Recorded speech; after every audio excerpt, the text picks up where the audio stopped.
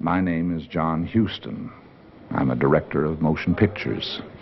Most of the pictures that I direct are made on location. I've been in Mexico for a long time now, not consecutively, but I always return to Mexico. It's one of the countries I like best in the world.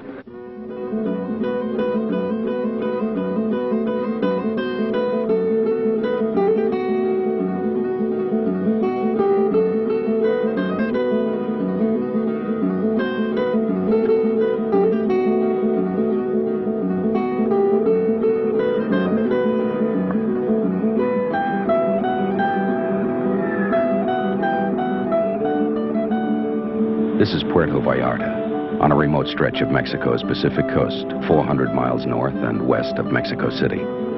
Life around here belongs to an easier time, secluded and uncomplicated. There isn't much connection with the outside world. Bad roads discourage intruders. The approach is by sea or by air. There are no telephones. The mail may or may not get through. From time to time, a handful of tourists find their way here to get warm and unwind. They call it a hidden paradise. For John Huston, there's no unwinding. He's come on business to direct his newest film, The Night of the Iguana. The picture is being shot 8 miles down the Pacific shore at a pretty place called Mismaloya. And here at Puerto Vallarta is the base camp for Huston and his stars: Richard Burton, Ava Gardner, Deborah Carr, Sue Lyon. Finding an unusual, almost secret setting for a motion picture is typical of Huston. He is one of the screen's most gifted creative artists, a winner of Academy Awards. Distinctive, original, offbeat. He painstakingly searches out the perfect location to bring mood and dimension to the film dramas he directs. It's always very early in the morning when Huston and his stars begin the sea journey that takes them to Mismaloya and the Night of the Iguana. Undoubtedly, the atmosphere of this place has its effect on the actors. I suppose the most fascinating part of this location has been the journey to and from work. One is so used to living either in a town or like in Hollywood. Deborah Carr puts to sea. Getting into a car every morning and driving 45 minutes or perhaps an hour to the studio, and what a change. We have a beautiful 25-minute ride on the water to the location. One of the great attractions of being an actor, certainly in films and sometimes on the stage, is the fact that you see a great deal of the world. Whereas if one was simply a studio actor, one would be confined to Hollywood and London, and possibly Paris, and not to Mismaloya.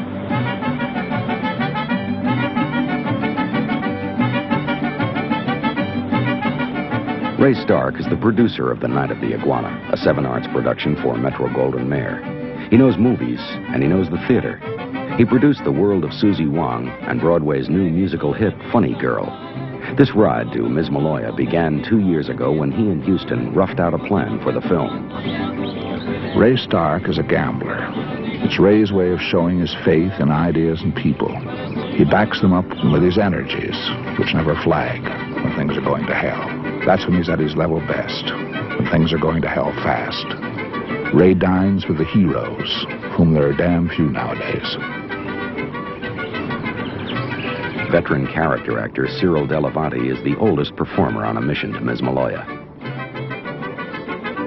I understand they get about 90 inches of rain down here during the year, and in consequence, nothing ever gets brown. It's just a beautiful shade of green. In fact, many shades of green, and the jungle comes right down. It's right down to sea level. I've never seen that before. I first saw it about 7 or 8 years ago, and I remember thinking how very much like the South Seas it was.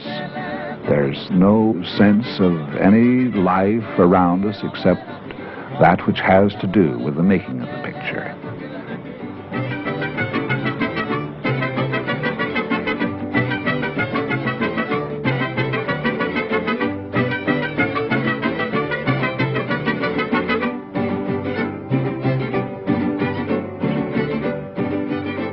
Setting foot on this dock marks the real beginning of the working day.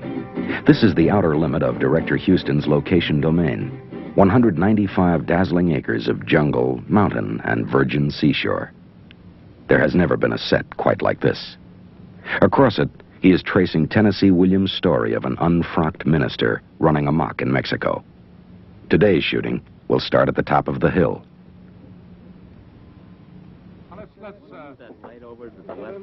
Huston works with the most complex material in the world, people, sensitive people. Sue Lyon is 17. She started in movies as Lolita. James Ward is in his 20s. The Night of the Iguana gives him the big break that he's been looking for. Huston is friend and father to his actors, no matter what their age. He knows that the good ones usually coil up tight before they go to work. After the reading, I told Mr. Huston, I said, you know, I'm a little scared about all this. And he said, don't worry. It's going to be all right, I'm sure. And that was very comforting to me, because I'm a very, what shall I say, a very nervous kind of person. Here we go. Settle, boys. Hold it down. Hey, John, you want her to come in with us? At first, Ava Gardner and the others just walk and wait. It doesn't seem to have much to do with changing the cold type of a script into living sights and sounds. It does. The time isn't wasted. Huston is sensing the mood of his people, setting up an atmosphere. Talking casually with set visitors like Elizabeth Taylor is part of it. Millions of dollars are riding on his ability to pick the right moment to begin shooting. I think he has the remarkable capacity that very few directors have of persuading you that you're a very good actor and that you're the only one who's suitable for the role that you're playing, which is very desirable. He's also got the talent of elimination. Having persuaded you that you're the only one who can do it, he then eliminates when you go too far, which I tend to do, being a stage actor particularly. I find him rather weird and odd and caricaturish and wonderful. My name is Gabriel Figueroa. I'm the director of cinematography of this picture, La Noche de la Iguana. This is my first film with John Huston, a great director, and I have admired him for so many pictures and for a long time, and I always had an interest to work with him. Okay, roll the camera. Silencio! Roll it! Certainly, he's in absolute command on this particular location. His word is law, and I approve of that very strongly. He has a very special facility to, I suppose the words inspire one, but I hate to say inspire because it sounds so pompous, but he does inspire one with, enormously. Okay. All right, Cyril. There's a kind of mystery in the way that Huston feeds feeling to his players from his own reservoir of emotion. He's charged with temperament, but doesn't go in for fireworks. He's been through it all before.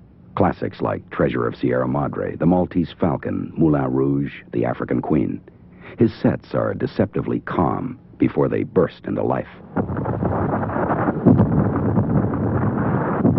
When you think of how little time they had to build this place, it's quite extraordinary that it was done in the time. The whole location and set is built up a hill. And this climb, first thing in the morning and about 50 times during the day, reduced my legs and everybody else's legs to jelly by the evening, and we were all complete wrecks. But we've got very fit, and we haven't put on any weight, and I think most of us have enjoyed the location enormously. The physical problem of building a set in the period, building not only a set, but accommodations for a crew in the period of time we had, were tremendous. There were no roads leading to Mismaloya from Puerto Vallarta. We have a permanent crew of 125 that was necessary to house and feed. To do this, we built an entire miniature city on Mismaloya. Quiet now. Quiet. Roll it. Yes, that looks all right. That looks all right. This set was dense rainforest just 4 months ago, crawling with scorpions and iguanas. Now it's ready for one of Burton's biggest, toughest scenes. Tormented by alcohol, he finds himself lashed to a hammock and tries to break free. Huston will shoot this sequence over and over, then show the footage the next day in the projection room at Mismaloya.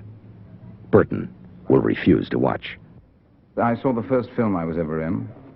I was very aware of the rushes because I saw all the rushes too. And then when I saw the film, I thought they'd cut out all the good stuff that I'd done, and so I started to dislike the director and the cutter, and probably they were right. And so I decided that in order to make myself feel amiable towards everybody in the set, I would never anymore go to see rushes.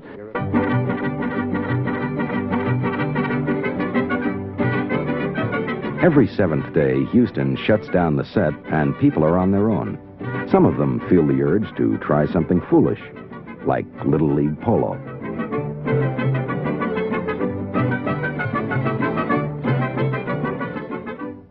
The iguana is a shifty-eyed super lizard who's been skulking through the Mexican jungle for millions of years.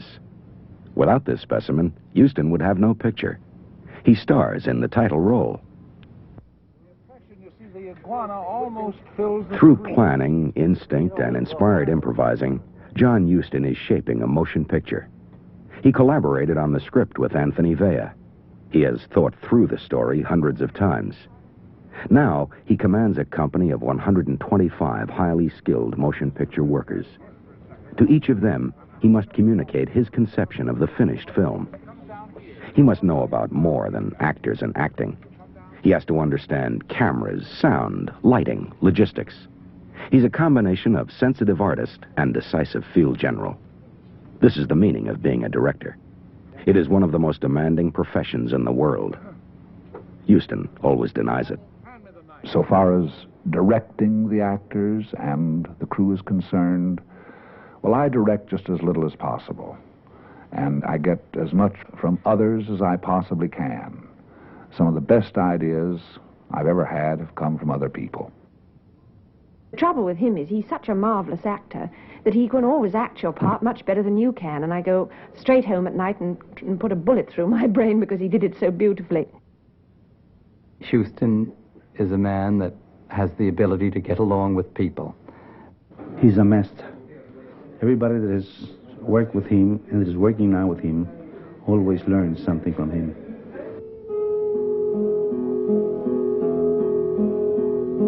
To John Huston, making motion pictures is a way of life. He's been doing it for a quarter of a century. It brings him a vitality and excitement, even serenity, that he can achieve in no other way. This is how he tells people around the world his very personal feelings about the beauty and pain and drama of being alive on this earth.